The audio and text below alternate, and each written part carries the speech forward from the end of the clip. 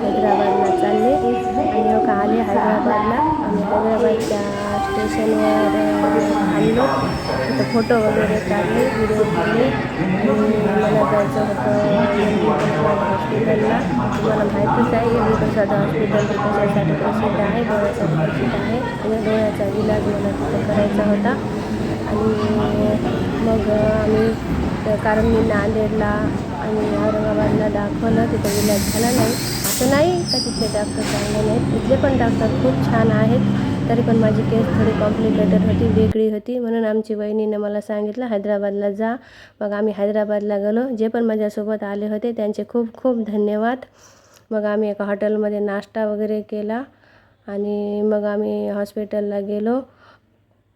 आणि तिथं पण मला खूप भीती वाटत होते की नाही की म्हणून. पण तिथं डॉक्टरांनी माझं चेकअप वगैरे केलं. शेवटी ऑपरेशनला तयार झाले आणि माझं ऑपरेशन झालं. एल व्ही प्रसाद हॉस्पिटल डॉक्टरांचे खूप खूप अभिनंदन. मला नवीन नजर मिळवून दिली, माझं ऑपरेशन झालं.